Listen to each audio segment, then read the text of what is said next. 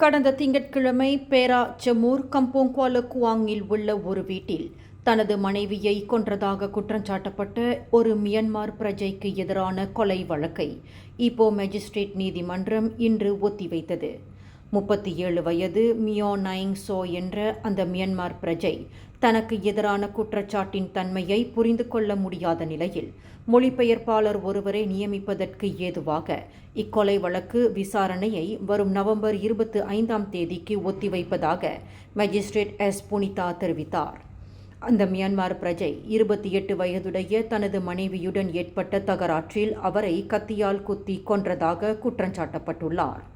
குற்றவாளி என்று நிரூபிக்கப்பட்டால் மரண தண்டனை அல்லது கூடியபட்சம் 40 ஆண்டு சிறை மற்றும் பிறம்படி தண்டனை விதிக்க வகை செய்யும் குற்றவியல் சட்டம் 302 பிரிவின் கீழ் அந்த மியான்மர் பிரஜை குற்றச்சாட்டை எதிர்நோக்கியுள்ளார். இக்கொலை வழக்கின் புலன் விசாரணை அதிகாரியான ஈப்போ போலீஸ் தலைமையகத்தை சேர்ந்த ஏசிபி ஜெயன் சுப்பிரமணியமும் நீதிமன்றத்தில் ஆஜராகியிருந்தார். மேலும் செய்திகளை தெரிந்து கொள்ள கீழே இருக்கும் பெல் பட்டனை அழுத்துங்கள். உங்கள் மகிழ்ச்சியை வெளிப்படுத்த லைக் மற்றும் ஷேர் செய்யுங்கள். தொடர்ந்து திசைகளோடு இணைந்திருக்க சப்ஸ்கிரைப் செய்யுங்கள்.